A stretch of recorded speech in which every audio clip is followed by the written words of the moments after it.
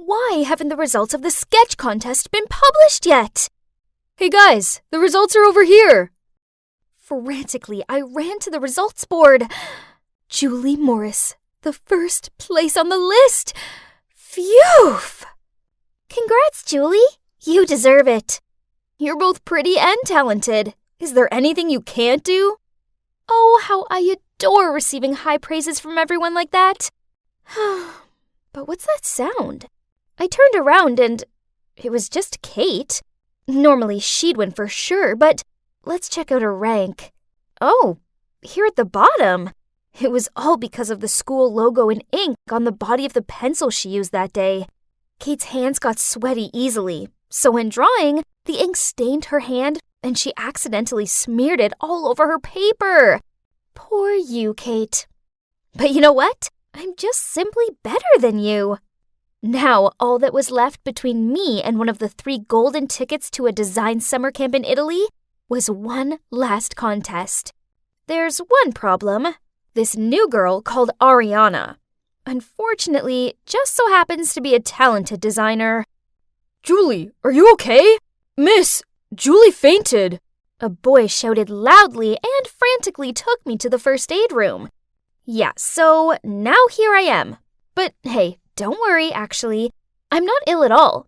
I was just pretending so I could skip PE class to carry out my plan. As I walked into class, I saw everyone buzzing around Ariana's desk. I asked my friend what happened, and she said someone had spilled coffee all over her drawing. Ariana was all panicking and kept checking her watch. She'd still have to redraw it, but time was running out. Suddenly, a voice said, "Hey, someone dropped a necklace here. Maybe that's who did all this?" Subconsciously, I touched my neck, and uh-oh, it wasn't there. Then there was a hand on my shoulder that startled me to turn around. It was Rebecca. If I'm not mistaken, this is yours, right? She glared at me. That's my necklace, but... So how did it end up under Ariana's desk? At that moment, I was so shaken that I couldn't say a word. Luckily for me, Ariana piped in. I think it's just a coincidence. Julie would never do something like this. Everyone agreed with her, saying that a sweet girl like me would never do such a mean thing. It's okay. Rebecca was just confused. That's all. No worries. Ugh, how dare Rebecca accuse me? It's crazy to think we used to be besties. You see, I've known her since childhood, as our parents are friends. But then she grew up and turned into this awful know-it-all. But hey, I needed to put it aside. I had to focus on my own design. Just because I'd sabotaged Ariana's design didn't mean I could let my guard down. It was an anxious wait to find out if I'd made the summer camp list. Though I shouldn't have to be that stressed, as of course, I was in. Turns out, even though Ariana had to redraw in a rush, she still got one slot too. But the last slot went to... Rebecca? Huh? I didn't know she was also into fashion design. Anyway, whatever, Rebecca. She was never my match. So, ta-da! Finally, I'm here in Milan, the fashion capital of the world.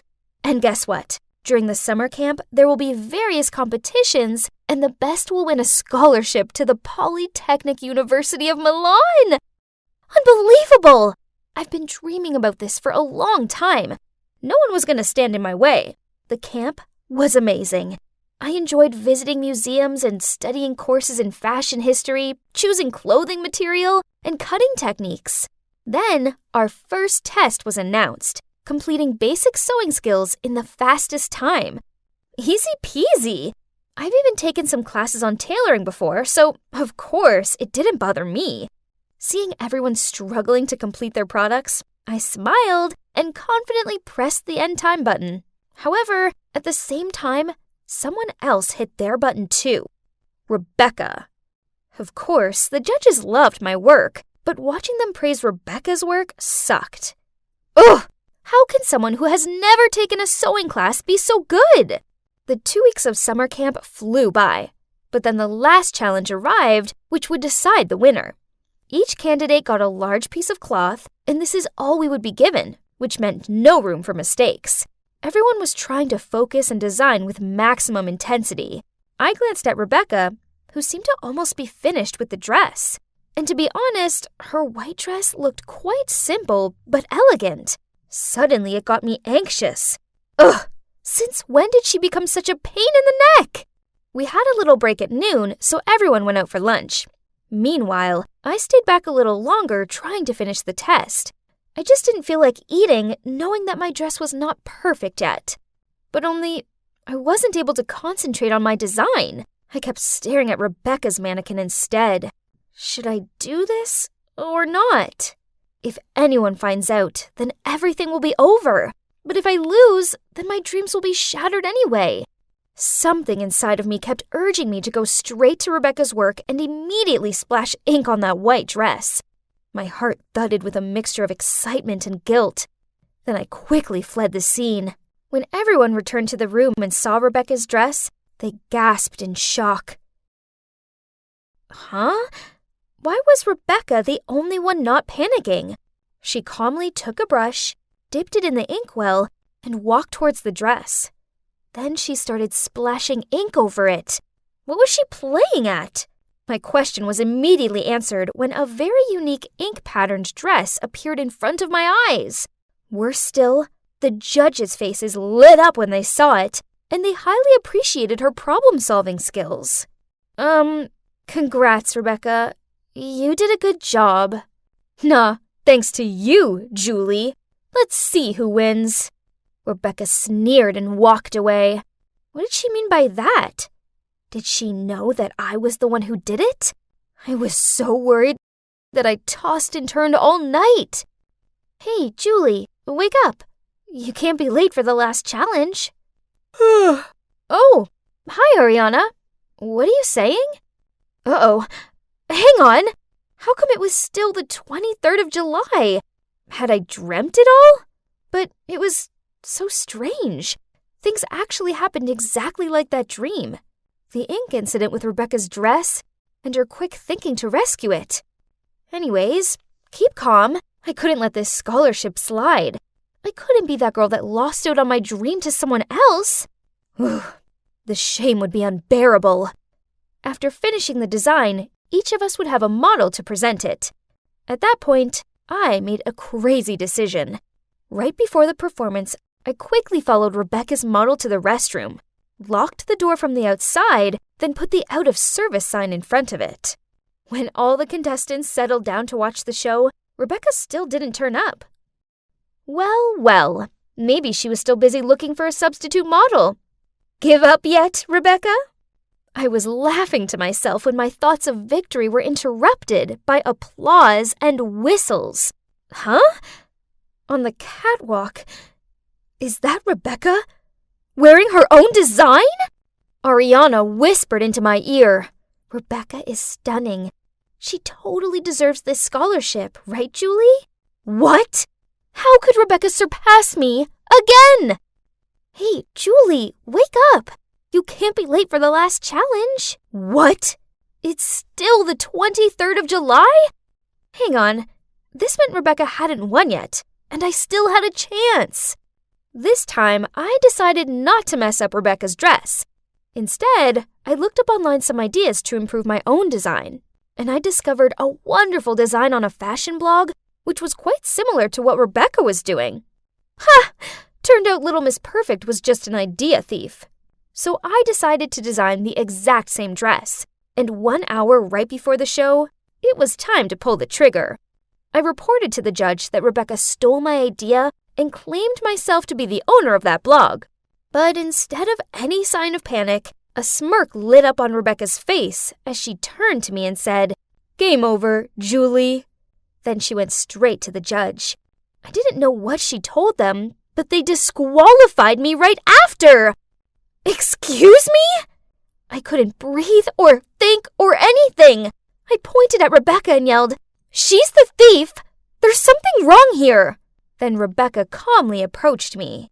"Nice try, Julie, but your dirty tricks won't fool me. I know it was you that ruined Kate and Ariana's projects. And guess who is the real owner of that blog? Yep, me. I stared at her in shock as she continued to talk about the real reason why she stopped being friends with me. She said it was all because of my jealousy, which had turned me into such a mean girl. Julie, you're beautiful and talented. You need to believe in your own abilities instead of sabotaging other people's work. Don't be that type of person. I woke up sweating. I reached for the phone and it was still the 23rd of July. Ugh! Would this day please be over already? But maybe this was good, as this meant I had a chance to put things right. Lunchtime arrived, and I lingered behind and looked at Rebecca's perfect dress. I hovered my hand over the ink bottle, but then I left it where it was. Sighed, then walked back over to my own dress. So, what happened? Well, Rebecca still won, but you know what? It's okay. I tried my best, I didn't cheat, and, well, Rebecca's dress was a worthy winner. After the competition, I saw some of the other girls congratulating Rebecca, so I walked over and tapped her on the shoulder, and giving her a sincere smile said, I just wanted to say congrats. Your design's amazing. Thanks, Julie. I really love your dress too. Your stitching was so precise. Okay, so I didn't win, but I did learn a valuable lesson. I should always give 100% in what I do, instead of wasting so much time and energy trying to ruin things for other people. Oh, and about that time loop, I put it down to competition stress. I think it must have made me feel like I was stuck in a dream world until I learned the error of my ways. Finally, I've found inner peace, and I'm finally out of that dream. I have to admit, I did whoop when I woke up, and it was finally the 24th of July.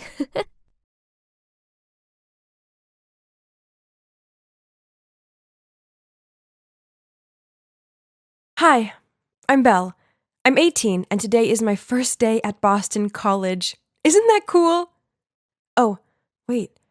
I think I hear someone crying. Why don't we go shopping? It'll make you feel better. No, I don't want anything. Just leave me alone. Wait, that sobbing girl, she looked so familiar to me. Is that her? What are you looking at? The other girl snapped at me. Geez, why so serious? The next day I decided to do the neighborly thing, so I brought an apple pie over to her. The door opened and whoa, she looked like she'd tackled a tornado. Her hair and clothes were messy and her eyes were swollen. Oh, hi, I'm Belle. I just moved here. Nice to meet you. Oh, hi, I'm Laura. Yes, Laura! Laura from elementary school. How could she not know it was me? Then my childhood memories started flushing back to me. Back then I was super shy because my family had financial problems. I was always in worn clothes. I guess this made me an easy target for some mean kids. Then one day when I was walking home from school, those kids followed me, pushed me over, then started laughing as they searched through my backpack. But then a luxurious car pulled up alongside us, and Laura peered through the window and said to them, "Leave her alone, else I'll revoke your invites to my party." After that, Laura left before I could even thank her, and the mean kids hurried off. Through my young eyes, I saw her as an angel. She was pretty and popular, but she'd still stopped to help me. Unfortunately, right after that incident, my parents thought it was best to transfer me to another school, and I never saw Laura again. Well, until now. Thanks for the apple pie. Come in if you want. Oh, yes, if you don't mind. I walked inside and oh my. Her room was a mess. There were clothes everywhere, trash on the floor, and dirty dishes overflowing in the basin. Something bad must have happened to her to get her this down in the dumps. So I asked her what was up, and she told me her boyfriend had just broken up with her. The worst part was she left her family and friends behind to move here for him. But then he ended things without even giving her an explanation. Poor Laura. The breakup was over 2 months ago, but it still seemed to be fresh in her mind. I tried comforting her, but the more I did, the more she cried. The next day, I decided to swing by and check if she was okay. The door was ajar, so I peered inside and saw a glum-looking Laura sitting on the floor, hugging and sniffing something. Laura? What are you doing? I found this, and I just miss him so much. Oh, turns out she was looking through her closet for her sweater and ended up finding her ex's hoodie. That's it. Enough was enough. It was time I finally returned the favor and saved Laura just like she'd saved me back in 5th grade. You'll never move on if his things are staring you in the face. I told her it was time to get her ex's belongings. And you know what? She had a whole big box of his stuff. I took a look, and that's when I saw a photo of them. This is him? I couldn't hide my surprise. Yeah, that's Cameron, my boyfriend, or should I say my ex? Why do you ask? Oh, nothing. Just thank God you're not together anymore. The word jerk is written all over his face. Then we threw the whole box in the dorm's dumpster downstairs. The poor girl looked like she wanted to jump right in there to retrieve it. I'm going to help you get over this guy. I promise. You're about to discover just how fun being single can be. Oh, you're single too? Yeah, of course. Now that her ex's stuff was in the trash where it belonged, it was time to live our best happy single lives. Each morning, I dragged Laura jogging around the park with me and showed her how to prepare delicious, healthy meals. Can you believe that she didn't even know how to boil an egg without burning the pot? Yep, I know. It's shocking. Then one time, her basin blocked up, and she was totally freaking out. I came to the rescue with my trusted plunger and showed her how to fix it. Easy peasy. And best of all, no man was needed to save these damsels. Next, I needed to show Laura how to enjoy life because all she seemed to do was slump around her room. So, on Saturday night, I dragged her and Kayla to this really cool bar. Man, I'm thirsty. Martinis? My treat. Hold up, Laura. Do you want to know how to get free drinks? And then I told her to walk past some guys, flip her hair, and wink at them with the cutest smile on her face, and bam! Just like that, we had drinks bought for us. Laura seemed very happy with what she just accomplished, and that made me happy too. Only Kayla didn't look so thrilled about it. Maybe her martini tasted too bitter. While we were having fun, my phone suddenly rang. Oh my God. I've been longing for that call. But why now? I put it on silent and continued chatting. Why aren't you answering? Oh, it's nothing. Are you sure? Seems important. Yeah, no worries. Before I could finish my sentence, I suddenly heard someone calling Laura. Laura? Oh, Jack! Hi, it's been so long. I'm surprised to see you here. Are you alone or with friends? Before Laura could introduce us, the guy stared at me. Hey, I think I know you. Nah, I don't think we've ever met. I immediately denied it. But this guy was so insistent, he kind of made me uncomfortable, that I accidentally knocked over my glass. Then I had to make a mad dash to the bathroom to clean myself up. Anyway, that night was great. I was kind of proud of myself for proving to Laura that being single wasn't so bad after all. But then, the very next morning, disaster struck. Kayla ordered me into Laura's room, where she was curled up on her bed, holding a photo of her and Cameron. Ugh, so much for getting rid of all reminders of him. Laura sobbed out that Jack told her that Cameron was seeing someone else, and now Kayla had come up with an idea to get revenge on him. I know this hurts, but please, just ignore him and move on with your life. Pfft, what do you know? Are you on Laura's side or her jerky ex's? I just ignored Kayla and tried to talk to some sense into Laura. Thank God she seemed to listen to me and cancel the revenge plan. Oh boy, Kayla looked furious. I went back to my dorm and let out a relieved sigh. And suddenly my phone got an incoming message. Can't wait to see you tomorrow. Okay, the truth is, I'm seeing this guy who I like loads, but I didn't want to rub Laura's face in it, so I haven't mentioned it to her. The next morning, I put on a cute dress, did my makeup, styled my hair, and excitedly stepped out of my dorm room to find stacks of trash bags in front of my door. Who on earth did this? I dragged them downstairs to put them in the dumpster, when I found all my mail in there covered in trash juice. Ew. Was this a prank or what? Whatever, I didn't have time for this. I was already late. I arrived at a gallery and saw that he was already here looking at a painting. Hey, sorry for being late. He turned around with a smile. Well, you're worth the wait, you know. Okay, please let me explain. So, yep, that's Cameron, but it's not what you think.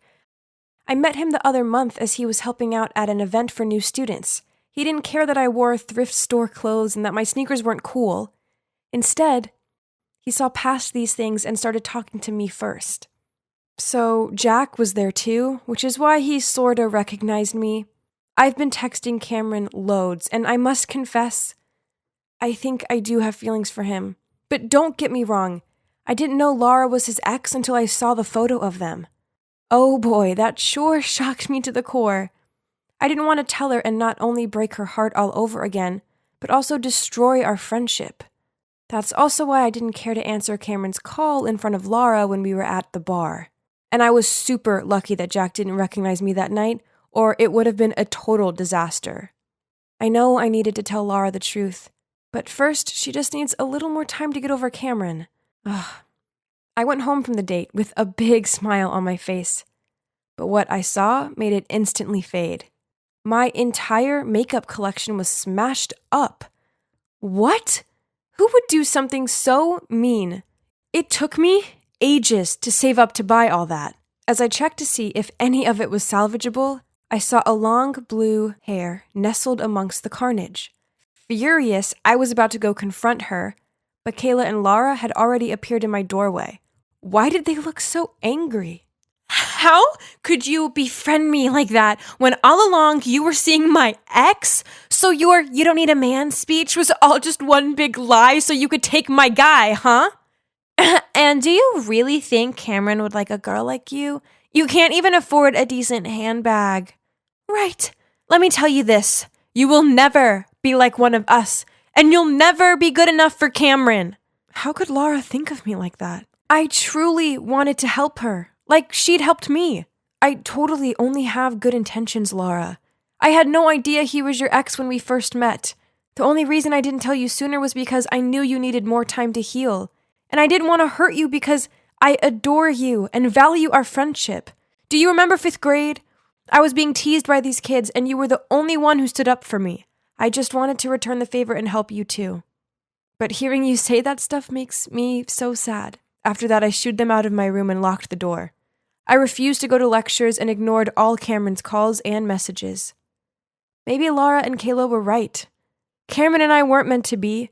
We were from 2 different worlds. Eventually, a few days later, I had to go outside. Well, because I ran out of food. When I passed by a coffee shop, I saw them, Cameron and Laura, sitting together. So Kayla was right. A rich guy like Cameron would never like an ordinary girl like me. I couldn't live in the same dorm as Laura anymore, so I was packing my stuff to move out of there. Suddenly, I heard Laura's voice. Are you running away from your problems like I did?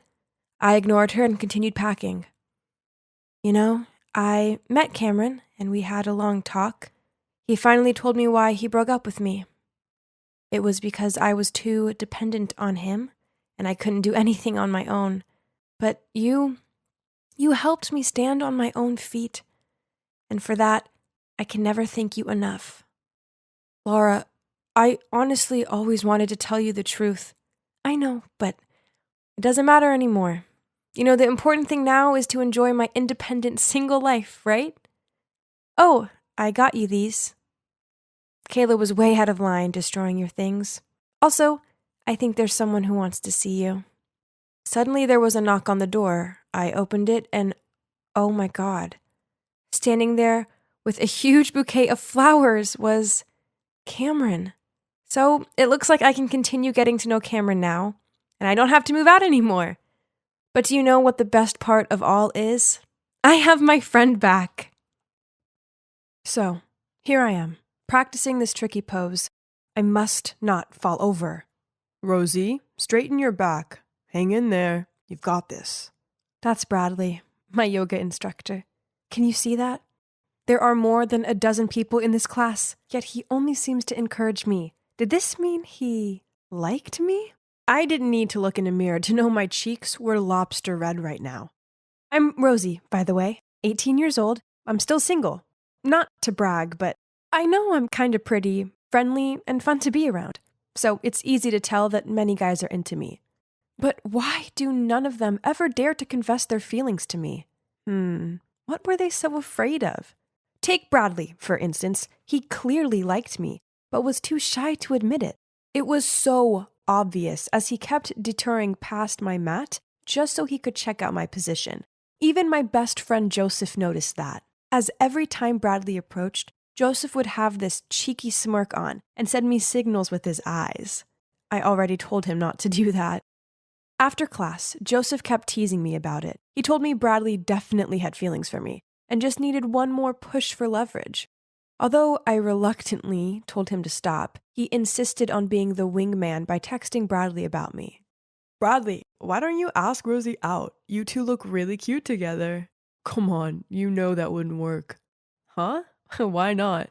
Because, Joseph, it's you I'm crazy about.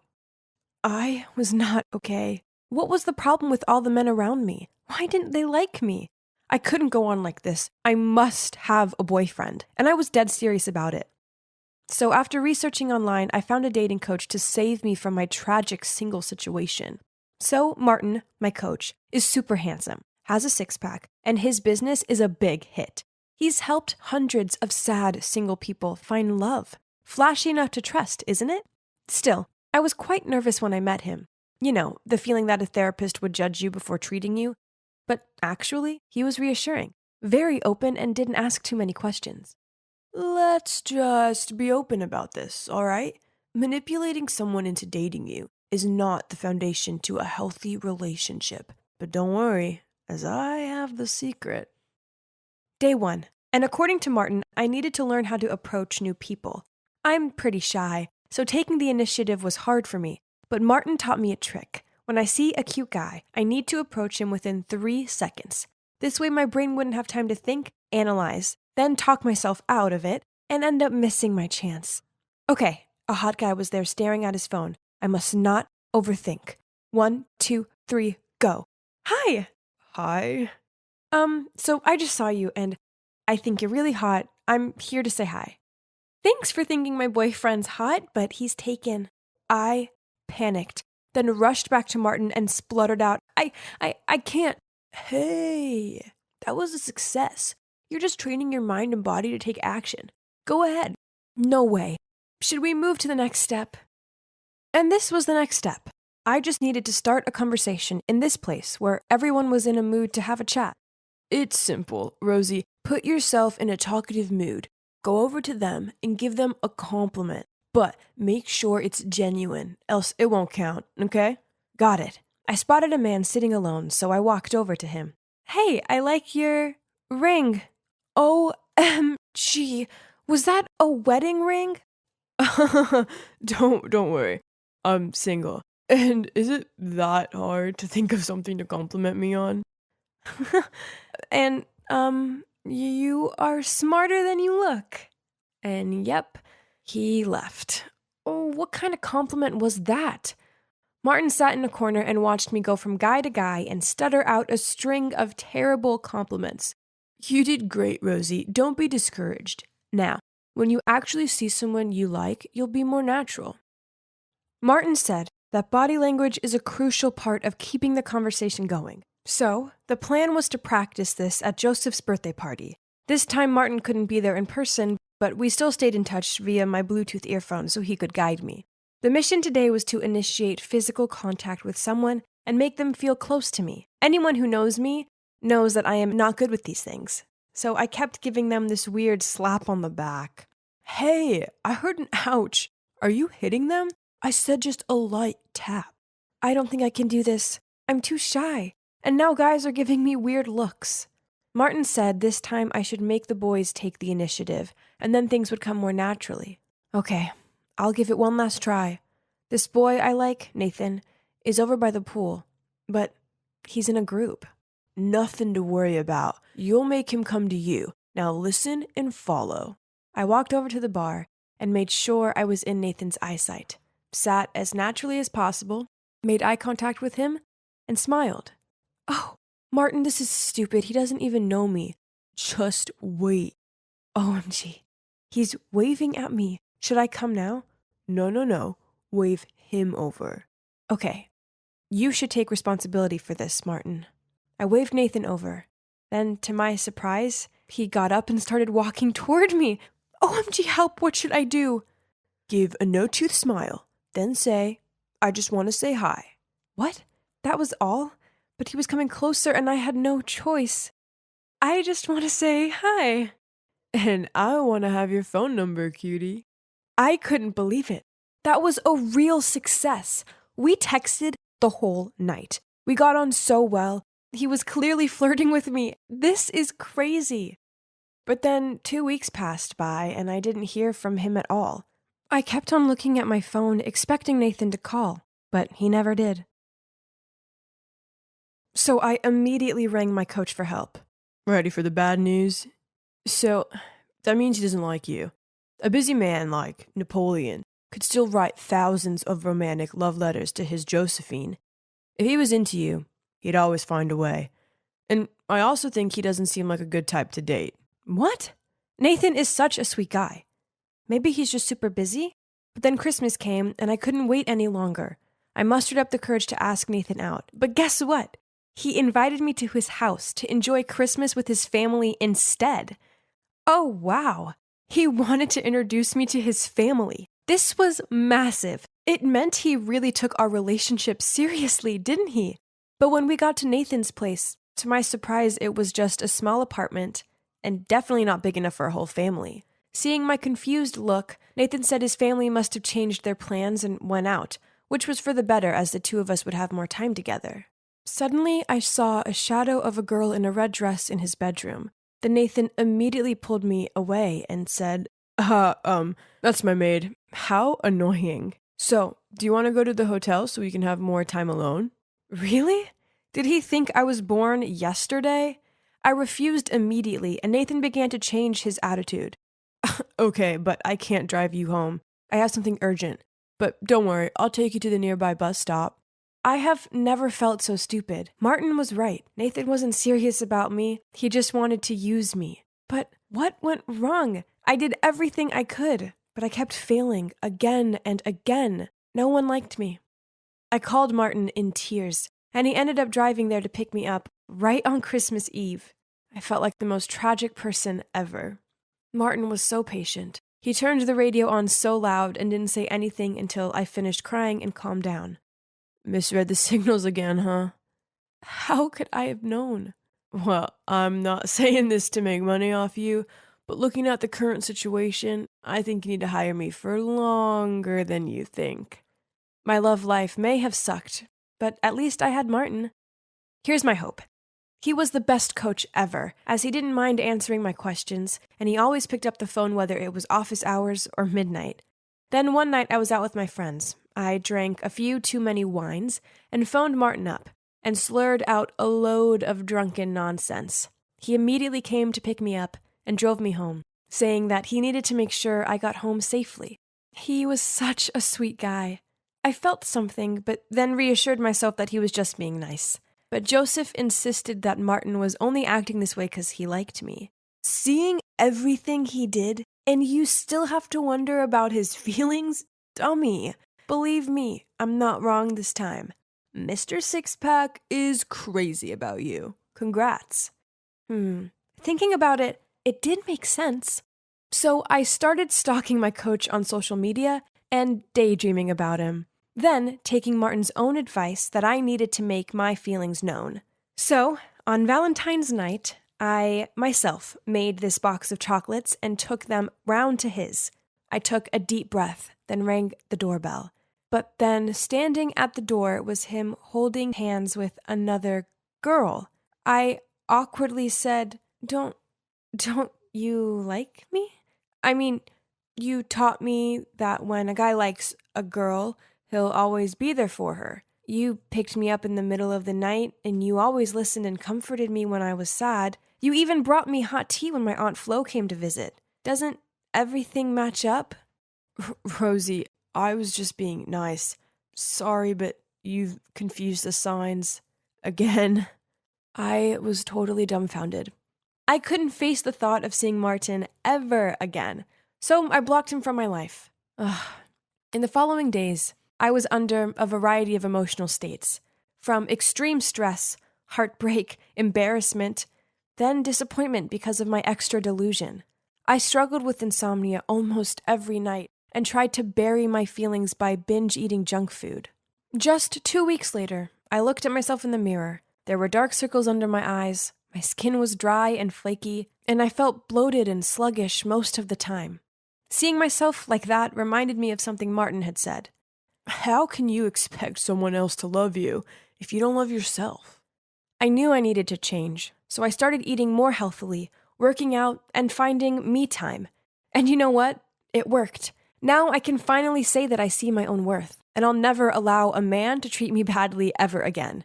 And if that means I stay single for a while, then that's the way it'll be. I guess I kinda owe Martin a lot. I mean, he did teach me loads. And now, even though I'm still single, I'm enjoying it. There are way more important things than having a boyfriend, right? But wait, was this barista winking at me? OMG, there's a post-it with his number on my coffee cup.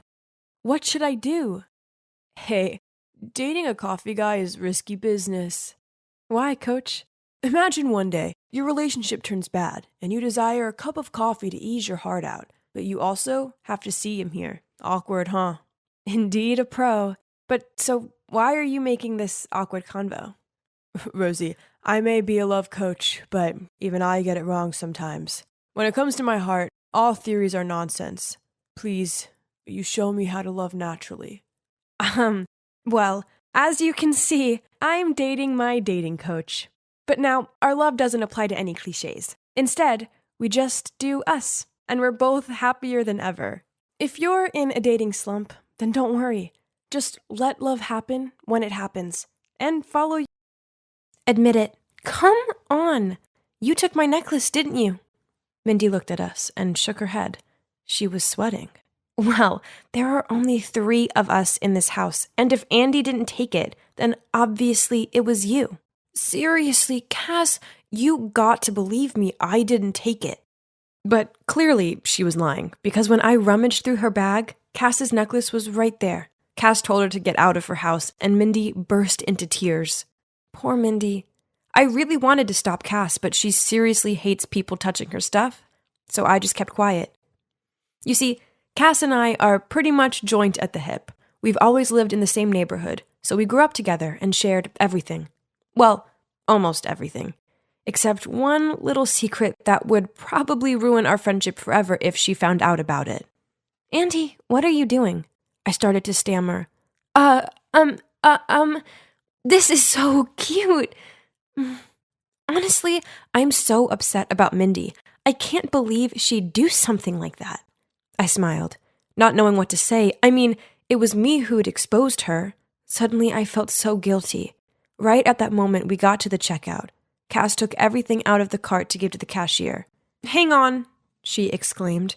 What is this? This item has the barcode ripped off. The cashier made a fuss for a while and even called the manager. Cass and I stood there for ages, trying to figure out what was going on. Cass even started crying, thinking she'd be accused of shoplifting.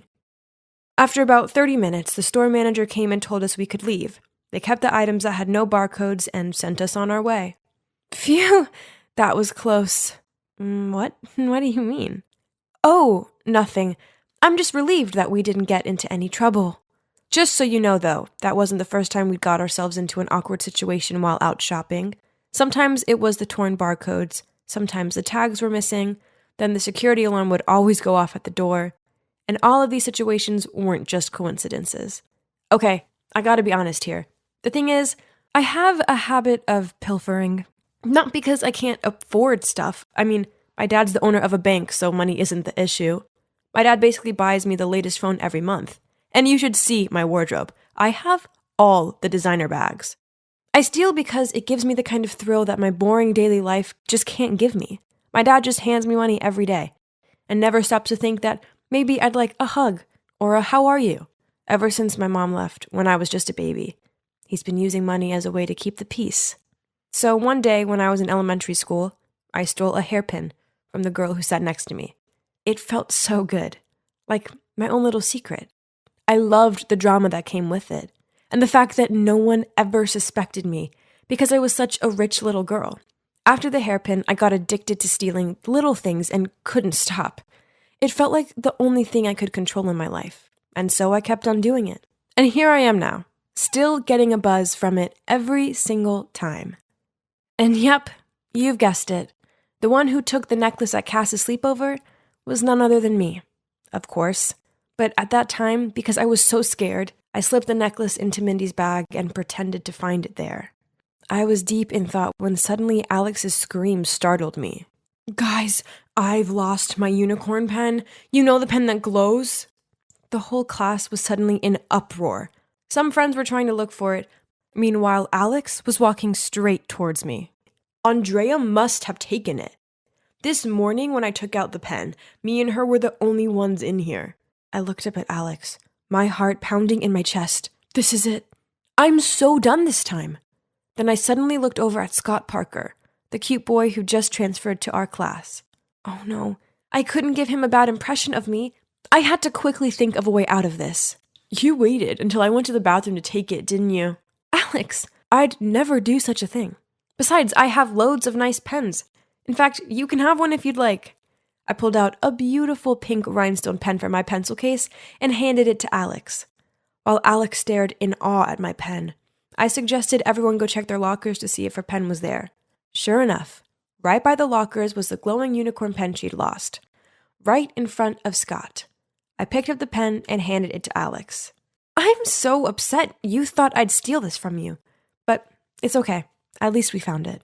Alex blushed and apologized to me. Our other friends also blamed Alex for not looking for it carefully enough and for jumping to conclusions about me. Next time, don't be so silly. Andrea is a good person. Besides, her family is so wealthy. Why would she need to steal a pen from you? I just smiled and walked away. Suddenly, a voice called out from behind me. It was Scott. He looked at me and said, "Wow, that was totally dramatic. I'm Scott, by the way. You're Andrea, right? Sorry if this is a bit forward, but here's my number." Excuse me? Am I dreaming? Of course, I texted him as soon as I got home. He said he was so impressed with how I'd handled being blamed for the whole thing. Soon we were chatting every day, and eventually he asked me to be his girlfriend. I was so happy. But there was just one small problem. Ever since we'd started dating, I felt really ashamed about my bad habit of stealing things. I was determined to give it up, but it wasn't going to be easy. One day, Scott came to pick me up and asked if I wanted to go to the bookstore. A bookstore? No, I don't want to go there. Can we go somewhere else? Please? Seeing me panic like that, Scott looked puzzled. Then he suggested we go to his place to watch a movie, which I was fine with. Hopefully there would be no temptations for stealing there. A middle-aged woman opened the door for us at Scott's place. "Oh, this is Sandra, our maid." "Hi, Sandra. I'm Andrea." But instead of saying hi back, Sandra just stared at me in a seriously creepy way. It actually sent shivers down my spine. After watching the movie, Scott and his mom invited me to stay for dinner. Scott's mother, Mrs. Doris Parker, was really sweet, and we had some interesting chats. While waiting for dessert, I got up to go to the bathroom. But as I stepped out there, I almost bumped into Sandra. She was just standing there staring at me again. Sorry." She didn't say anything, but just kept staring at me in this weird way. Oh my gosh, why was she looking at me like that? The next morning at school, Scott told me his mother had just lost a valuable ring. She had a jewelry tray next to the bathroom sink, and after washing her hands, she'd forgotten to put her ring on. After dinner, the ring was no longer there. I comforted Scott, then made an excuse to go to the ladies' room. I needed to seriously think about this. Honestly, I'd tried my best to not get the urge to steal at Scott's place. But when I'd seen Doris's beautiful ring, no, I had to find a way to return it. No one could find out about this. And I had sworn to myself that I would never let this happen again. "Hello, Huh? Where's Sandra?" "Oh, she was fired. Mrs. Parker said Sandra had stolen her jewelry. Anyway, may I help you?" Oh no, I had to return this ring immediately. Poor Sandra. Scott came down for me and said he'd make dinner. I glanced through the window to find Doris was having tea in the garden. This was my chance. I snuck up to her room, quietly tiptoed in, and headed towards her jewelry box. Suddenly, the light came on. Tell me, what on earth are you doing here? I quickly turned around, dropping the ring to the floor. Mindy? Why are you here? I'm Scott's cousin. So it was you who stole the ring. I can't believe my cousin is dating you. Hearing the noise, Scott and his mom ran upstairs while I was still dumbfounded and speechless. It was you who stole Cass's necklace too, wasn't it? She won't even speak to me because of you. I'm so sorry. I know it's not okay, but I couldn't stop myself. I've been feeling so guilty, so that's why I'm returning it. I was still kneeling on the ground when a hand reached out to me and helped me stand up. I'll handle this. Come on, let's have a chat outside, shall we? Turns out Mrs. Parker is a therapist. She could see I had a problem and offered to help me. I told her how guilty I'd been feeling about Sandra getting fired and asked Doris if she could call her for me so I could apologize. 30 minutes later, Sandra arrived. As soon as Doris saw her, she apologized and offered her the job back. But no, ma'am. I was the one who stole it, and I deserve to be punished. I'm sorry, Sandra, I've already confessed to Mrs. Parker that I stole the ring. I didn't mean to get you fired. I just couldn't help it. You didn't do anything wrong. It was me? I was greedy? She is innocent. What on earth is going on? Obviously, I was the thief, so why was she defending me? Why are you doing this? Do we know each other, Sandra? And that's when the truth came pouring out. Sandra was my mom. Yeah, I don't know how this is possible either. So according to her words, she'd had a huge fight with my dad when I was a baby, and she'd fled to another city where she found a job working for Scott's family. When they moved to Seattle, she came with them. Even though she was nervous about returning back to where me and my dad were, she'd carried so much guilt about leaving us, and never in a million years did she expect to bump into me at Scott's house. I was so shocked I couldn't even speak. I'd imagined this moment my whole life, and now, here I was, standing face to face with her, and she'd even taken the blame for me. I couldn't believe it. Mom, I'm so sorry that I stole the ring. I can't believe you're really here. Sweetie, you don't need to apologize. I'm the one who will be apologizing for the rest of my life. Abandoning my daughter like that. What kind of mom am I? How will you ever forgive me? We stood there, hugging for what felt like forever, and I knew in that moment that I'd never steal again. Doris diagnosed me as having kleptomania due to a lack of love from my mom. But now that my mom was back, I had no reason to seek out those thrills from stealing. I had everything I needed right here. There were a few moments where I almost stole again, but Doris told me to call my mom as soon as I felt the urge, and when my mom picked up the phone and I heard her voice, the urge faded, and I felt so much better. Scott and Cass and Mindy forgave me after Doris sat them all down and explained more about my addiction and where it stemmed from. Now, Scott and I are still together, and I see my mom every day at Scott's place. My dad hasn't forgiven my mom for leaving yet, but baby steps. Finally, I feel like everything is complete, and my pilfering is a thing of the past. I wonder what's taking Valerie so long. She's been in that changing room for ages. Valerie? Is everything okay in there? Don't force it if it doesn't fit. No, this is the last dress in store. I just need to breathe in for a bit longer. So, it's beautiful, isn't it? Valerie spun around. Then suddenly, yep, trying to squeeze into a dress 2 sizes too small for her, then it'd split. The giggles around us started. Valerie blushed, hurriedly paid for the dress, and pulled me out of the shop. Why am I so fat? Ugh! I just want to feel pretty on my date. If I was skinny like you, I wouldn't have this problem. Poof! You know, it's not as easy as you think being thin. Yep, you heard me right. Being thin has its downsides. First of all, fashion. My nightmare. I have to wear an extra small size, and the clothes still hang off me. Actually, most of my clothes are from kids' stores, so I feel so untrendy. Then in winter, I have to wear tons of layers just so I don't freeze to death. And in the summer, I can't wear cute clothes as I look like a coat hanger. Not only that, because I'm so skinny, people often ask me to do nonsense stuff. Once, I was studying in my room when suddenly I heard my sister Camilla calling me. She'd forgotten her keys and forced me to climb through her tiny window gap to get them. Seriously, I can't even! Then, on another occasion, Valerie made me crawl into the classroom locker to help her cheat on her Spanish test. Unfortunately, the teacher walked in while this was happening and gave me a week's worth of detentions, of course. Ugh! Oh my god, No Way Home is so good. I literally can't think of one bad thing to say about it. Yep, the part near the end. Ah! Yep, guess what? I'd managed to trap my foot in a manhole. Man, what rotten luck! I tried pulling my leg free, but it was no use. It wouldn't budge. There I was, freaking out that I'd be stuck here forever, and all my friends could do was huddle together and ask me questions like, "Madeline, how on earth did you get your foot in such a small slot?" Wow, that's unbelievable!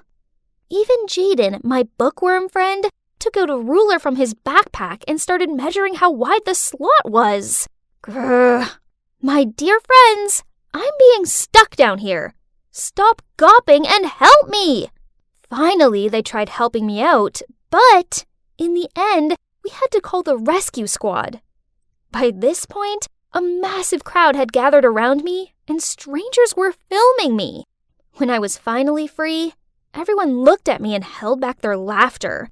Even Parker, my crush, was smiling. Jeez, this was beyond embarrassing. But a hot guy like Parker would never notice a moving skeleton like me anyway. Don't think like that, Maddie. You're so pretty. Show me some confidence, would you? Valerie said as she nudged my arm. I put the book down and glared at her, and suddenly noticed Parker walking towards our table, smiling. And yep, he said he wanted to sit with us. Even though I was cheering inside of my head, I still had to act composed. And oh my god, can you believe he even said I was cute? After that day, Valerie kept on encouraging me, saying he had definitely given me a green light. So finally, I gathered my courage to write down all my feelings for Parker on a note and clipped it to his notebook. At the end of class that day, he came to my desk and took my hand. Yay! Everything was fine, great even, until one day when the two of us were taking a romantic walk past the Swan Lake, Parker suddenly turned to me and said, "You're so beautiful, Maddie. And if you just put on a few more pounds, I swear you'll be the hottest girl at school." Yes, I know, but it's hard for me to gain weight. No big deal. Just leave it to me. I'll fatten you up. I thought Parker was just joking, but it turns out he was being deadly serious. Since that day, every time we went on a date, instead of taking me to the bowling alley and movies as usual, Parker would take me out to eat. I swear, I've tried all the restaurants in our town. More surprisingly, on my birthday, Parker even gave me a bouquet of fried chicken. How romantic! But this didn't change anything, as my weight still stayed the same. Parker was disappointed when he peered over me and saw the scales hadn't budged. Then he sighed out. "How come you and Valerie are friends, but look totally opposite?" "Here comes our adorable, chubby Valerie." What? Parker called Valerie adorable again. This wasn't the first time either. Annoyed, I put down my fork and walked away from them. After that, I started avoiding Valerie. I did homework with other friends, sat with other girls at lunch, and every time I happened to see Valerie, I turned around and walked away. Honestly, I didn't want it to be this way, but just seeing her made me uncomfortable. But I couldn't bear to see my boyfriend call my BFF cute, while he thought I was too skinny. Then summer break finally rolled around. I thought it'd be just me and Parker, but then he went off to a summer camp in Spain. The plan was all ruined. So, I spent a whole sunny day inside sulking. What's wrong? Are you bored because your lover is away? So why don't you take this time to surprise him when he returns? Surprise? A great idea popped into my head. But how do I get chubby? Easy peasy. Okay, if it's that easy, then show me. Okay, if you do my summer homework for me. What? She's such an opportunist. But I really wanted to pile on the pounds and please Parker. So, without hesitation, I nodded in agreement. So, from that day on, I started following Camilla's weight gain plan. I switched veggies for greasy foods, and my main meal was always late at night. I also changed water for milkshakes, but I did have to stop drinking them when the smell of milk alone made me feel sick. Seeing me eating crazy like that, my parents worriedly said, "Madeline, eating healthily is important, else your health will be affected." But I ignored their advice. This time, I definitely had to gain weight. Finally, after a month of trying, I gained some weight. Yay! I looked a lot more attractive now, didn't I? I was studying myself in the mirror when I heard my phone beep. It was Parker. He was coming over tomorrow with a present for me. The next day, I put on this hot dress that I'd never felt confident enough to wear before, and I asked Camilla to help me do my makeup. As soon as I finished, I eagerly waited for Parker in the living room. The doorbell rang. I excitedly opened the door, but as soon as he saw me, Parker quickly said, "Oh, sorry, I have the wrong house." Then he started to leave. Huh? He didn't recognize me? This will be fun. No, honey, you're not mistaken. It's me, your destiny. Madeline? Is that really you? Oh my, how on earth can you be this big? We've only been apart for a month. So, you don't think I'm prettier now? To my surprise, Parker shook his head. No, you're so fat now. It doesn't look okay. Lose some weight. Huh? This was so confusing. I thought he wanted me to be bigger. As annoying as this was, I still listened to Parker and tried to lose the weight I'd put on. So it turns out that losing weight is far trickier than it sounds. Actually, it's 1,000,000 times harder to lose it than it is to gain it. After a month of healthy eating and exercise, I gained another pound. Ugh! Stop eating that. Are you giving up already? You must try harder. What? It's just some popcorn. Why does he have to be so rude about this? I'll give you 2 weeks to lose weight, else we're done. Huh? What did he just say? Done? He was the one who wanted me to gain weight in the first place. Now he was threatening to break up with me if I didn't lose it. How ridiculous. You know what? I don't need 2 weeks. Let's end it right now. It's clear you never loved me at all. You only like my appearance. If you truly cared about me, you wouldn't care what size I was. Then I walked off. Ugh! How could I have been so stupid? For the entirety of my relationship with that jerk Parker, I was blindly following him. I only cared about pleasing him, and it cost me so many things, including my best friend. I needed to apologize to her right away. I nervously knocked on the door, then waited. Finally, Valerie opened it, but on seeing me, she went to shut it. I'm so sorry. Just let me explain, please. Valerie, I'm so sorry. It was all because I was afraid Parker would leave me for you. But I realize now that he's a massive jerk, and I was an idiot for ever trying to change for him. Jeez, you're crazy. Parker is totally not my type. I scratched my head and told her about how terrible Parker had treated me and how I'd foolishly listened to him. Man, that douchebag! Then she hugged me. Valerie confessed to me that she'd been trying to lose weight by lowering her calorie intake, but the pounds weren't coming off.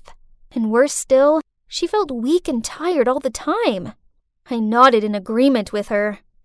So, from then on, Valerie and I made a promise to love ourselves, regardless of what size we were, and to never let anyone try and change us. And look, that's Walker and Joel, our awesome boyfriends who love us just the way we are. And you know what? It feels so good not caring what other people think. So, don't ever let idiots put you down. 'Cause when you allow yourself to just be you, then you can finally realize just how beautiful you truly are. Why wasn't it working? I followed all the steps, but still, nothing. At that moment, my best friend Harry walked towards me and asked with a confused look, "Hey, what you doing?" "Hey, Harry, I'm just working on this plan to become popular, but it isn't going so well. I changed my style and posted more on social media, but I'm still not cool." You're probably wondering why I was desperately wanting to be popular, right? Well, it's all because of my annoying hiccups. Last year, I was on stage performing the play Our Town when I suddenly started to hiccup, constantly. I couldn't stop, and the whole audience started to laugh at me. In the end, they had to replace me with my understudy. Not only was it the most humiliating moment of my life, but I've also been teased about it ever since. This year, I wanted to become popular.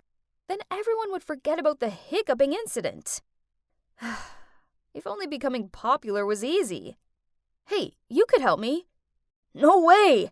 Your plan is crazy!" At that moment, the new student, Amanda, passed by, surrounded by a bunch of other students.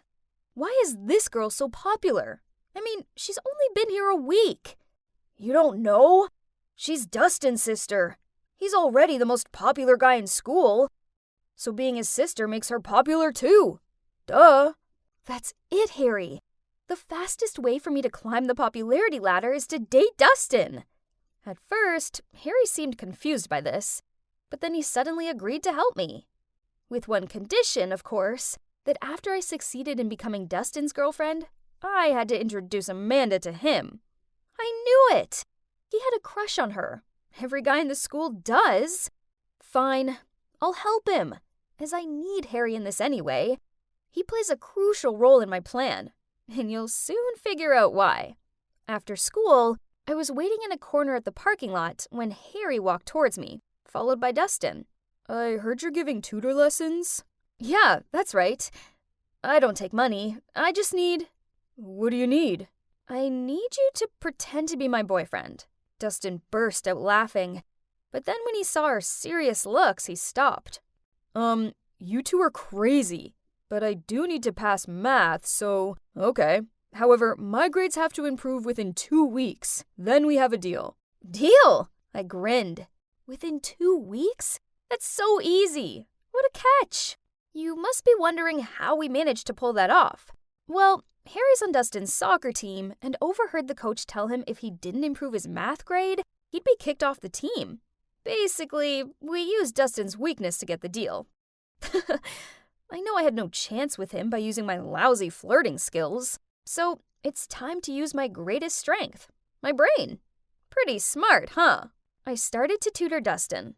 Then after 2 weeks, he shot up 2 grades. And that's when he held up his end of the deal and pretended to be my boyfriend. The next day, Dustin and I held hands and walked into school. And just as I expected, everybody was gawping at us. I even heard them whisper about me, "Is that the hiccup girl with Dustin?" And, "Whoa, since when were those two a thing?" Ha! And that's not all. Wherever I went, people would follow me. And in every class, everyone wanted to sit next to me. Finally, I was popular, and I loved it. I just finished tutoring Dustin at his house and was about to head home when his mom appeared and invited me to stay for dinner. Awkward, but I didn't want to be rude, so I said yes. Besides, this was a great opportunity to talk to Amanda. I was sitting next to Dustin at the dinner table when Amanda walked in and gave me a dirty look. What is she doing here? Amanda, manners! Okay, had I upset her somehow? After we finished eating, I helped Amanda clean up. I pulled some homemade chocolate cookies out of my bag and gave my friendliest smile as I said, my friend Harry, he likes you. I was wondering if... Without letting me finish my sentence, Amanda interrupted me. Sorry, let me stop you right there. First, I don't eat cookies. Gross. Second, I assume you're asking me if I want to go out with your friend, right? No, 'cause he's a loser just like you. It's embarrassing enough that Dustin is dating you. Then she walked off, leaving me standing there dumbfounded. Oh my God, couldn't believe what I just heard. How could a person be so rude? Ugh! The next day at school, I wanted to tell Harry to give up on Amanda, but as soon as I caught sight of him, he ran towards me, hugged me, and said, Emily, you're a matchmaking genius! Thank you! Huh? What do you mean by that? Amanda just asked me if I wanted to come to her party this weekend. Isn't that great? Yay! What on earth was going on? But Harry looked so happy that I just couldn't tell him the truth. One thing's for sure, there's something sus about Amanda. Of course, I was going to that party too, 'cause I was Dustin's girlfriend, remember? Wow, we were actually at a cool kids party. Our first time ever. This was awesome. Harry even got a bit emotional. What a baby. Dustin and I teamed up to play beer pong, and it was so much fun, and unexpectedly, we won! We were so excited, and both of us cheered with joy and hugged each other without thinking. Oops, didn't see that coming. But what happened next was even crazier. Everybody started to cheer, kiss, kiss, kiss. Oh boy, they couldn't be serious, right? I just laughed it off and hoped everyone would stop. But no, they just kept cheering on. Suddenly, Dustin grabbed my face and kissed me right on the lips. I didn't push him away. Oh no, instead, I closed my eyes and got carried away. I even lifted up one leg. Oh, and FYI, that was my first kiss. After that, we both turned bright red and avoided eye contact. Ugh, my whole body felt hot like I was having a fever or something. Anyway, the party was everything I dreamed of and more.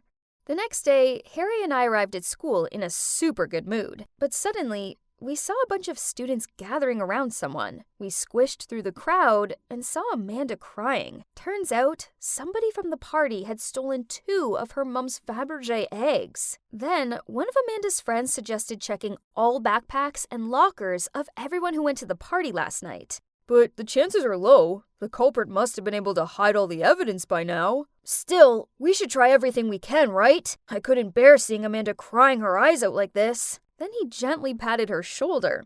Hey, that was smooth. Way to go, Harry. And so, we checked a few people's belongings and still nothing was found. Then it was Harry's turn. He opened the locker and, oh my God. One of the Fabergé eggs was in there. But how? He would never do such a thing. I opened my locker and... What? There was the other one! What on earth was going on? Suddenly, Amanda started shouting at us. I knew it was you two! Hey everybody, Emily over here manipulated Dustin by using his weaknesses, his love of soccer and his dislike for math. Then she forced him to pretend to be her boyfriend just so she could be cool. Everybody started glaring at me like I was the villain, but I wasn't. There was a misunderstanding. I looked over to Dustin for help, but he just avoided my gaze, then walked off. I didn't know what to do, so I just stood there in shock until Harry dragged me off with him. Well, after that, I was more popular than ever. I was now known as the girl who took advantage of a guy to get popular and then stole from him. Worse, Amanda wouldn't listen to me. Harry and I were clearly framed. I wish I could go back to my normal life before I made that stupid deal with Dustin. Oh, but then that kiss wouldn't have happened. Oh boy, might I have fallen for Dustin? Then suddenly I got a text from Amanda. It was a clip from the recent party with the message, "You're nothing to Dustin." Why are you dating this loser? Wasn't she the girl who hiccuped during the play? I will use her until the end of this semester. Oh my, I couldn't believe he said that. I knew he didn't like me in the way I liked him, but did he have to be so mean? The clip automatically replayed again. Ugh. Watching this one time was bad enough. But wait, there was a detail in the clip that caught my attention. I rewound it and, oh my god, there were the 2 missing Fabergé eggs. The clip was recorded at midnight, but Harry and I left the party way before then. I quickly rushed over to Dustin and Amanda's house and showed them the video. I don't remember you both leaving earlier. What if you're lying? Well, I noticed your front door has cameras. If you want, we could check them. Dustin turned to Amanda and confusingly asked, "Did you put those eggs in Emily and Harry's lockers?" Amanda said nothing, but her head down said it all. "But why would you do that? Emily didn't do anything wrong." Because I don't like her being your girlfriend.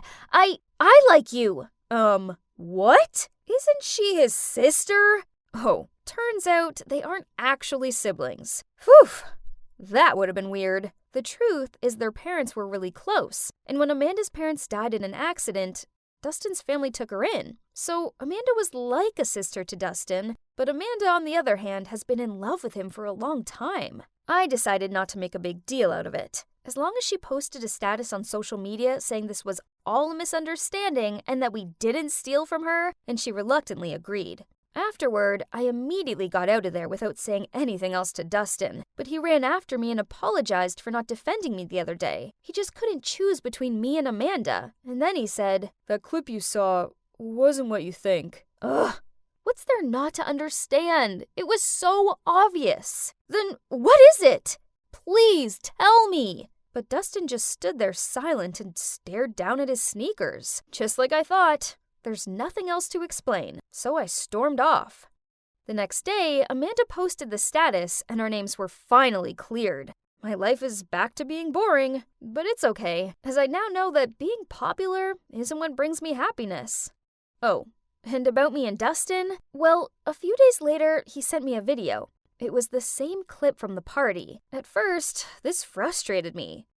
I mean, why would he make me endure watching that again? But then I noticed that this clip was longer, so out of curiosity, I pressed play. And you won't believe what happened in the second half of that video. After the part where Dustin said he just wanted to use me, everybody teased him more. He got angry and yelled. "Yes, Emily is weird, but weird in a good way. I like the way she smells books every time she opens one, and the cute way she gets embarrassed when she sneezes loudly. And do you know what I like most about her? That she hiccups every time she's nervous. You heard me right. I like her." You see? Dustin likes me too. Amanda cut this part of the video out on purpose so I'd misjudge him. But now that I knew the truth, what do you think I did? Yeah, of course I forgave him. I mean, how couldn't I?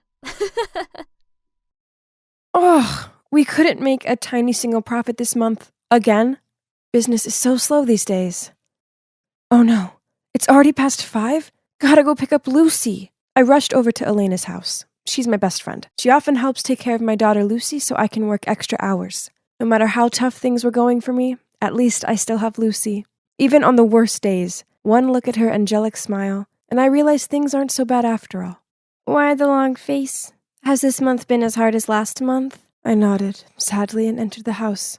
It's been even worse. I just want to earn enough money to provide a nice life for Lucy, but I'm barely breaking even.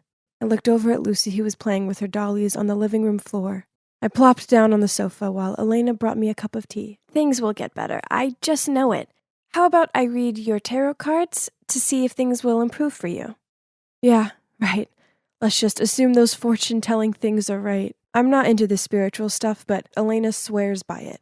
I suppose it can't hurt to hear what she has to say, right? She made me shuffle the cards, then laid some out on the coffee table in front of me.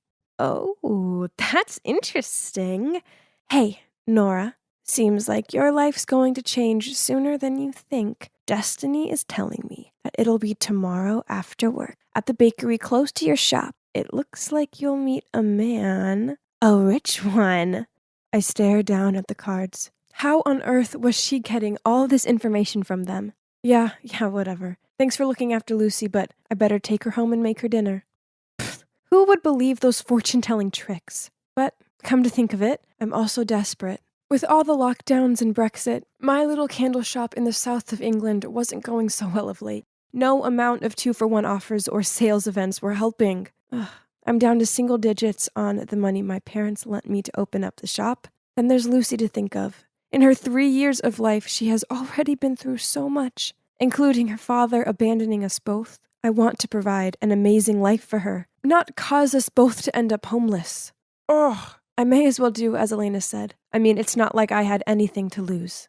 So the next day, I closed up the shop early, then with Lucy in tow, walked toward the bakery. There didn't seem to be anyone about. Looks like Elena was oh so wrong. Oh, miss, I'm so sorry. I brushed bits of pastry off me and glared at this man. Okay, so it looked like he's only a few years older than me, but why is he wearing such old-fashioned clothes? And what's with his awful hairstyle? This has to be the man Elena was talking about, right? But he's so not my type. But I suppose if dating him changes everything, then... Oh, cute kid. He pointed at Lucy, who was cuddling her favorite doll. Yeah, this is my daughter Lucy. Sometimes I swear she loves that doll more than me. She won't let it out of her sight. He chuckled, then nervously scratched his head and said, You're a good mother, I can tell. Are you going this way? He pointed up the street. I nodded, then started walking alongside him. Okay, so he's called Dylan. He's an engineer and he's just moved here for work. We exchanged numbers and you know what? We've been texting quite a lot. Soon we started hanging out and he's not so bad, albeit a little on the boring side. Lucy seems to adore him though. He pulls silly faces to make her laugh and buys her sweets. He even took us both to the zoo. OMG, it was so good. And Lucy loved seeing the penguins.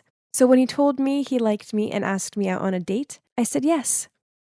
Okay, so he's not my usual type, but he's rich, caring, and good with Lucy. Besides, it's all too much to be a coincidence, right? Elena's tarot reading must have come true, and he's the guy who's going to change my luck. Hey, all the romantic dates out to the restaurants and places were kind of fun. And even better, business was improving. This was great and all, but dating Dylan was getting kind of tiring. I like the guy. He's sweet and kind, but I don't have feelings for him. One time after a delicious meal, he walked me home. Then, on my doorstep, he gushed out about how much he liked me, then leaned in for a kiss. Panicked, I darted out of the way, causing him to trip over and almost fall into a bush. Another time, he took my hand when we were walking through the park. I then just stood there while he gave me this soppy look and said, Nora, I really like you, and I know you like me too because you're not letting go of my hand. It made me feel so awkward, so I just pretended I had something in my eye, then changed the subject. Good luck charm or not, I couldn't carry on like this anymore. So when Dylan surprised me at my shop with a bouquet of flowers which caused a bunch of wasps to swarm around me, I screamed at him, Please? I'm trying to work. Will you just leave me alone? Dylan looked hurt. Then he left. I felt really bad about it, but I just felt so suffocated by him.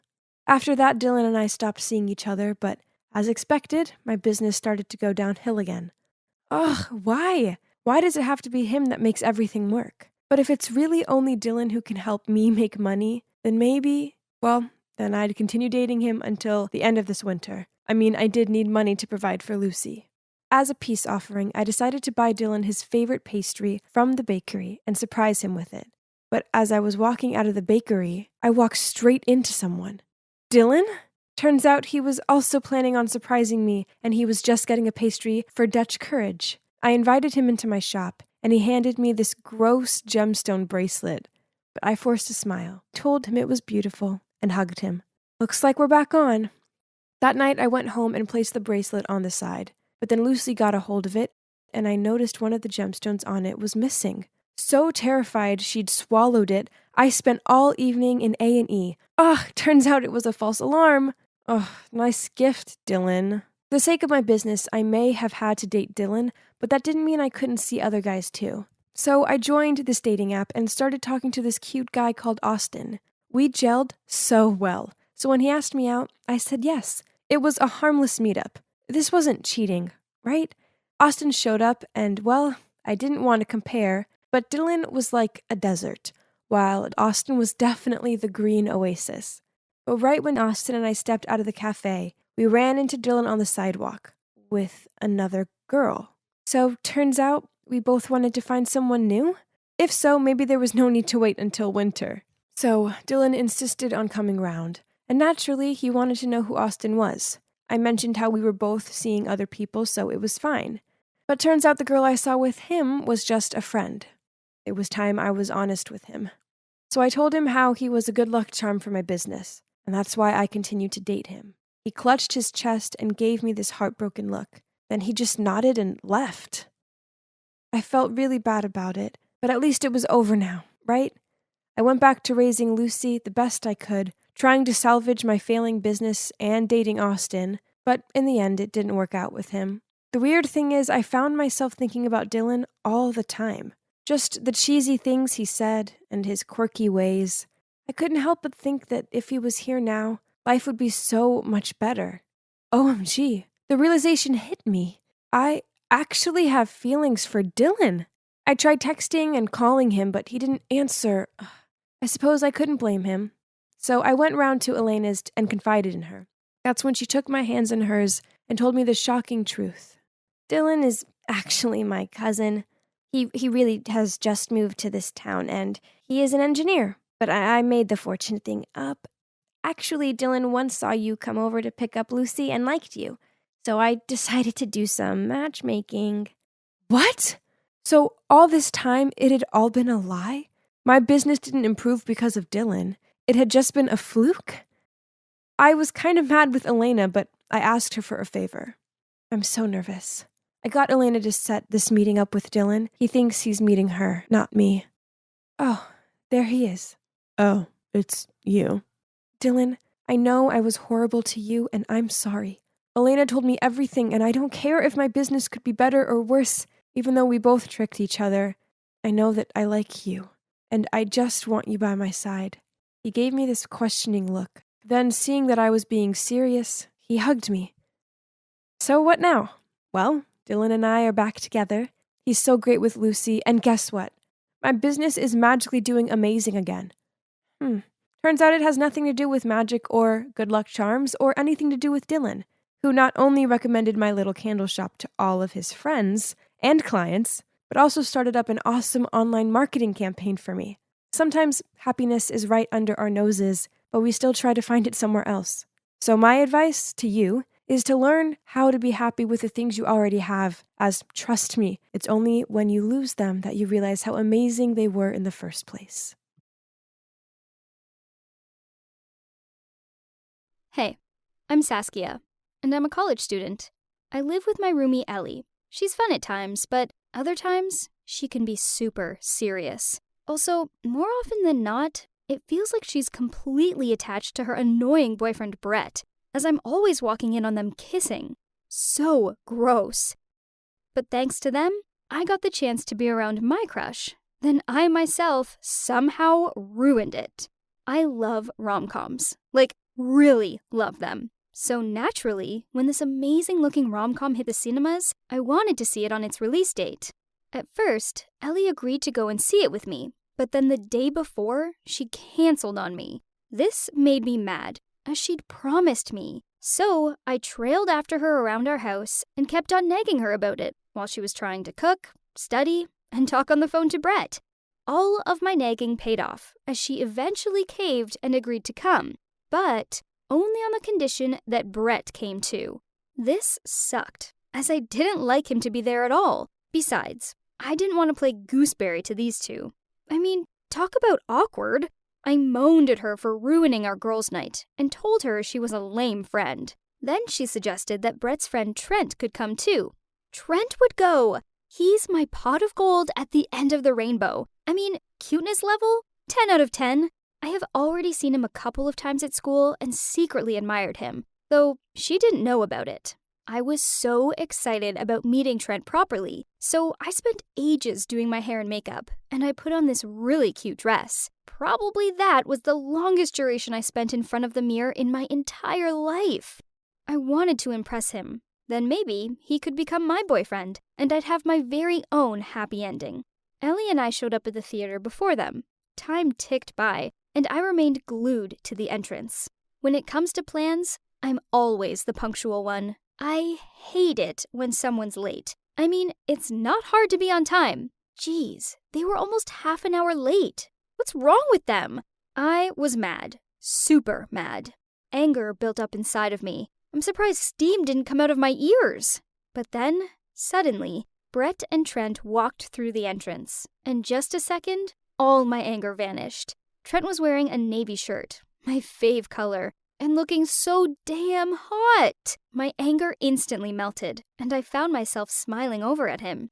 He said, "Sorry we're late. It's the traffic, and when we were coming..." Before he could complete, I blurted out, "It's okay." Ellie gave me a strange look and was about to say something, but I hit her arm to stop her. She knew how much lateness bugged me.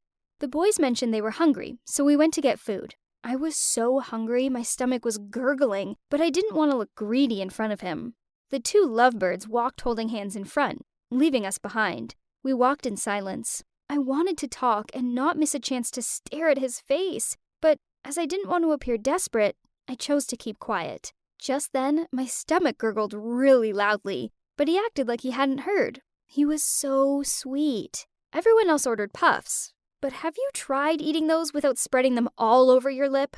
I was trying to impress Trent, not scare him off. So, to stay on the safe side, I ordered the potato bhaji, and I only ate 2, although I'm a big foodie. During the movie, Ellie and Brett occupied the corner seats, so I sat next to Mr. Cutie. The movie started, and they got into action. I was not eavesdropping, but I couldn't help but hear some weird noises coming from them. Trent smiled at me. I guess he heard them too. OMG. His dimples! You know, I have a thing for dimples. He looked even more handsome in the dim lights. Whenever a romantic scene came, I pictured me and him. I knew I had to slow down, but I couldn't. Everything was going well when suddenly a very bad smell crawled into my nose. It was not bad, but disgusting. Worse than a rotten egg. Yeah, it was the smell of a fart. Our row had only 4 seats, and it was evident that someone among us had done the crime. It was so embarrassing. Worse still, my eyes teared up due to the stench. We all passed weird glances between us. Then Ellie said, "Be frank. Who dealt it?" I replied, "Accept it, Yar. I know who it is." She replied, "What is the proof?" And I said, "You're always doing it at home." She blushed bright red, and Brett laughed out loud. I never miss a chance to embarrass her. Little did I know, I had to pay such a huge price for this. She grinned at me, then said, "Well, everyone knows who ate potatoes today." Talk about embarrassing. Everyone, except me, obviously, laughed. And out of them all, Trent was the one who laughed the most. For the rest of the movie, Trent would look at me and laugh. Even more annoyingly, the fart culprit remained a mystery. Then, when we were on the way out of the cinema, I dropped my lipstick on the floor and had to bend down to pick it up. A big fart came out from me! Everyone in this world could hear it. And yep, including Trent, who was standing right behind me. They all laughed, and I just stood there, mortified. Worse still, they must think that the previous fart belonged to me too. But no! My fart didn't even have a smell. It was just like fresh air and could be totally normal with no realization if it didn't sound like a bomb. That was the most awkward moment in my entire life. There was no way Trent would like me now. This sucked. As soon as I got home, I rushed up to my room and stayed there. I didn't want to see Ellie all smug. I didn't want to see anyone ever again. That night, I just lay on my bed and stared at the ceiling, concerned about how my life would go. Due to a nonsense fart, my crush had laughed at me, probably now hated me, and thought I was a loser. Now we could never be in a relationship together, or marry and have kids. Talk about a life ruiner! I'd end up some crazy cat lady, or even worse, stuck with this weird nerd in my college called Carson, the only person in this world who could ever like me. A message suddenly came. My heart flipped. It was from Trent. "Is your stomach okay?" This was so embarrassing. Would I ever live it down? "It's not funny, smiley face," I messaged back. Then, to my surprise, he replied with, "I just want to ask you out tomorrow. I have 2 tickets. It's a horror movie." Oh, damn. Not the cinema again. Was this a joke? Was he trying to humiliate me again? The cinema staff would remember my face, as I was the girl who created a bomb fart that everyone in the vicinity heard. I made up some excuse about having to study. This sucked, as it was a horror movie, and I know I just missed the chance to be a little weak cat in his arms. But what else could I do? To back up my story, I spent Saturday in the library. Yes, I know, talk about lame. This was so awful. It was a sunny day, but for sure, I had to pretend like I was super busy on something, in case him and my roomie ever talked and found out that I was just wrapping myself in my blanket feeling ashamed about my 2 farts. I sat down and flicked through a book when Carson came and sat next to me. Yep, the nerd. He smiled at me, and I didn't want to be rude, so I smiled back. Suddenly, I heard a voice. "So here you are. Crazy busy with another guy?" It was Mr. Cutie himself, Trent. Turns out, he'd shown up with lunch and a coffee for me. I tried explaining to him that I didn't even know Carson that well. That's when Carson smiled over at me, grabbed my hand, then said, "We spend every Saturday together at the library, and now we're official." I sat there, frozen. This was madness. By the time I realized Carson was still holding my hand and pulled it away, it was too late, as Trent had stormed off. Then, messages continuously popped up from my friends. "You're with Carson? You guys are dating in the library? Seriously? I saw your picture." Carson the nerd posted it on Instagram with, "Studying on Saturday with my love." I checked my social media. Yep, Carson had just tagged me in a post with him. Now, as well as being the fart girl, Trent now also thinks I'm some sort of lying floozy. This is so not the case. I just want my happily ever after with him. Now what am I meant to do?